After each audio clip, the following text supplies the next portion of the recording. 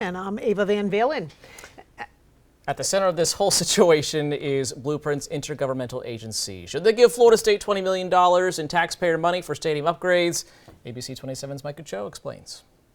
We've seen the anatomy of a homicide, and when we look at the increase of crime and the anatomy of a homicide, all of those things could be addressed if we address those people that's within that group. NAACP Tallahassee Chapter President Mutaki Akbar referencing the Leon County Sheriff's Office in-depth report looking at violent crimes in the county and people impacted by them. He says that minority groups within the city that are struggling from economic challenges could use more opportunities. Opportunities, Akbar says, could be funded by Blueprint Intergovernmental Agency, instead of giving Florida State University $20 million to fund renovations at Doak Campbell Stadium. I can't think of a more a stronger economic driver in Tallahassee than FSU. Jared Willis with Grow Tallahassee approves of the funding for Doak. The total investment for stadium renovation sits at $120 million. $100 of that will come from boosters. Florida State says the investment in Doak will have an economic impact of $102 million,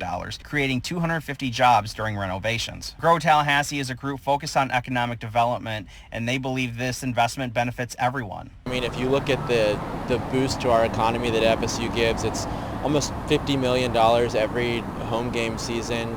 All the visitors that come to town, they spend their money. With that boost also comes concerns that once that money is gone, there won't be any left for other projects. It wipes out the money. So institutions or organizations or developers, for that matter, that might have ideas that can give a bigger economic impact, that can impact minority communities a lot more, would not get the benefit of that money.